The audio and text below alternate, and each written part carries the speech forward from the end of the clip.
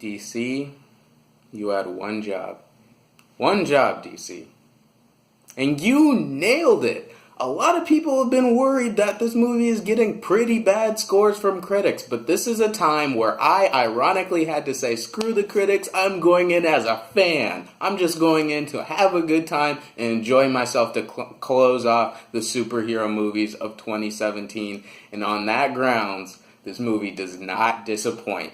Starting off, the Justice League stars Ben Affleck, Henry Cavill, Jason Momoa, Ray Fisher, Ezra Miller, and Gal Gadot, and they basically team up to beat Steppenwolf, which is the uncle of Darkseid, which is a fact they don't touch on, but it's relevant in the sense that he's out to collect these mother boxes, which are basically holds infinite power, blah, blah, blah. They're discount Infinity Stones if you want to take them as you will. This movie, holy crap. It surprised me. This movie, first of all, the casting and the character introductions are so strong. This movie did worry me in the sense that how are they going to make us care about these characters if they haven't given us a solo movie first for us to, actually gravitate and latch on to. But the character introductions are so strong. The casting is pitch perfect in this movie. I didn't mind it as much. Ben Affleck once again kills it as Batman, and I love that this movie, not just for Batman, but in general, for the heroes it did establish, being Batman and Wonder Woman, it met the characters where they were in the greater story of the DCEU. You can actually see the toll Batman vs. Superman took on him. You can actually see all the character motivations are completely fleshed out. The same thing for Wonder Woman. You get more insight on how the events of her solo movie personally affected her, and I love the overall character depictions in this movie. Speaking of Gal Gadot, apart from being insanely good looking, she also again returns as a killer Wonder Woman. She's so strong, hopeful. She basically stands for the truth and justice we should have known Superman to stand for in Man of Steel and Batman vs. Superman, but she definitely helps the team dynamic, and she brings a strong presence that kind of acts like the glue for the team. I loved Wonder Woman once again in this movie. Cyborg, props to Ray Fisher. Cyborg was really great. I liked his depiction. His CGI didn't look off to me. I liked his CGI, and his performance was very grounded, very isolated, very, very low-key. He doesn't, for a lot of the movie, he has this expression on his face.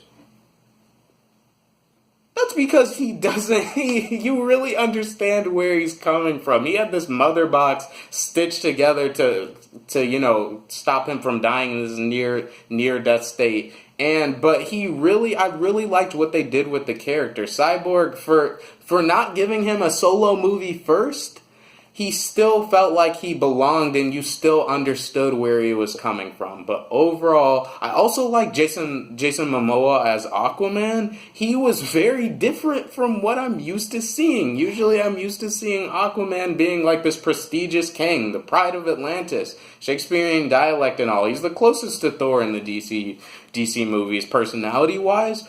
But he's very different in these movies. He's much more like a laid-back rock star-like personality who takes life wave by wave. And they really didn't show why he was like this at first. They give him a scene explaining why he's like this, but you're like, wow, this is a different direction for the character. But what I like about Aquaman is he's really fun. He's one of the characters like everyone else that enjoys. I felt like Momoa enjoyed the script he was given, and I liked it. But overall, obviously, my favorite has to be The Flash. Ezra Miller as The Flash kills it in this movie. It's such a strong introduction to the character. He is witty, he's smart, he's funny, but he's very awkward, and they did such a good job showing the awkward side of it, the quirkiness of Barry Allen that the CW show didn't show as much. At first I was bummed that they didn't cast my boy Grant Gustin to be in these movies because he's such a great Flash on the TV show.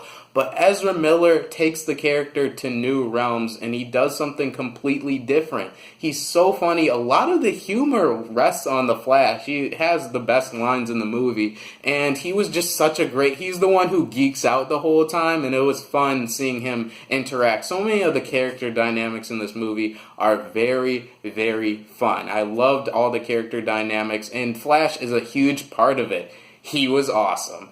I also liked Superman. If you didn't know Superman was in this movie, I don't know what to tell you, because that's easily, in my opinion, the worst kept secret in movie history, in that not only did they show the flying dirt at the end of the dumpster fire that I no longer have to speak about because we have this movie, he brings a different side of the character that we're not. Henry Cavill isn't brooding the whole time. He's smiling. I haven't seen Superman smile since 2013 with Man of Steel. And they brought the closer to his comic book origins. I feel like DC took a note from its critics and were like, okay, we won't make Superman the dark and brooding figure necessarily that doesn't know what he stands for, but I really liked what Henry Cavill did in his performance this time around. The action in this movie looks great. All the visuals, I love the set pieces, I love the character design. I especially love that, like, Batman gets a new suit, Wonder Woman has her duds from her movie, and Flash's white lightning. The Flash had some of the best effects in the movie. His white lightning is indicative, comic book wise, of being faster than the red orange lightning TV show counterpart. And this was a good way to not only nod to the comics, but make it its own thing. I really love the visuals and action overall of this movie. I also love that it has such a better tone than the previous DC movies. It is funny. It is funny. I was legitimately laughing at a lot of the jokes in this movie. But unlike Thor Ragnarok, it had balanced humor. It had serious dramatic moments between the characters, and it let them simmer. When things are going down, they only crack a joke when it's appropriate and when they know they have everything on lockdown, instead of in the midst of the battle when it's like you should be focusing on being serious. I love the balanced tone of this movie. It's funny when it needs to be, it's dramatic when it needs to be, and it was just a great overall balance. You can really see where DC took the notes, and you're like, okay, we won't take our characters in our movie this seriously. We just want to have fun. Can you believe that 7 minutes into this review, I'm still talking about what I liked? But that's not to say this movie doesn't have flaws. But first of all, the last thing that I did like about the movie is it's well-paced action-wise. Its action is dispersed throughout the movie, and that the snack test that I did with Batman vs. Superman applies to this movie. I go in with a bag of gummy worms, and I'm like, I'm only opening these gummy worms until they show me something worth opening gummy worms for. Something entertaining. Entertain me, DC. With Batman vs. Superman, I had to wait over an hour. For this movie, in the first 10 minutes, I'm locked in. They have a great action sequence, and I'm like, I'm on board with this movie. I am smiling cheek to cheek. I'm just grinning because they do these characters justice. But again, this movie has some problems. First of all, the villain is lame. The villain's so lame. Steppenwolf is supposed to be the uncle of Darkseid. He's basically your generic take over the world baddie. They do not give you any reason to care or be intimidated besides him being a physically imposing force. He has no personality, no motivations. Anything that makes a great villain does not apply to Steppenwolf in this movie, except that he serves the purpose of being something that the heroes had to come together and fight. But I did like the parademons, his little mosquito-like flying wing creatures. I liked them because they weren't, unlike the CGI disposable movie army in Suicide Squad, they weren't complete fodder. The heroes actually had, especially Batman, they had some effort. They had to put in effort to actually, beat them. And I love how the characters are met in the sequence, in the context of battle, the characters are met where they are. The Flash it's not an origin story, but the Flash, he isn't used to being a superhero, and they really bring that out in the action sequences. But the movie, back to the villain, the movie does not know how to exposit.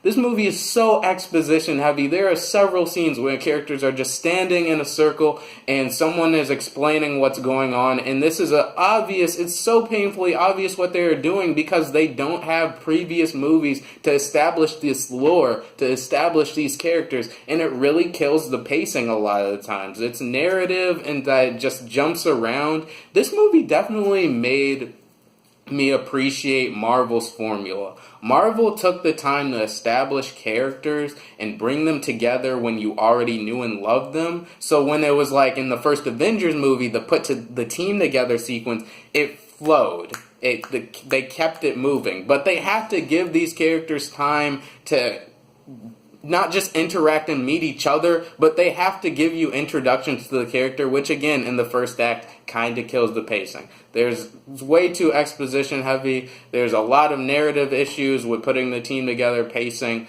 The villain's completely lame, and its character development a lot of the times is kind of rushed. You see characters going from point A to point B with not enough time in between to give them a reason to have a change of heart. But besides that, this movie was so much fun. I can't say cinematically, I cannot say this movie is better than Ragnarok. I can't say this movie's better as a movie than Wonder Woman. But I had more fun. This movie, they did so many comic book nods. They nailed the characters. They nailed the interactions. It made me feel like I was watching a live action version of the Justice League cartoon I grew up watching as a kid. And I had so much fun with this movie. Although it isn't as pristine as the other comic book movies that came in, it was a great note to end the year. I'm gonna give Justice League 3 out of 5 stars. As a movie, it doesn't do anything groundbreaking. I have to report critically, it's not the sharpest tool in the shed when it comes to succinct storytelling and character development.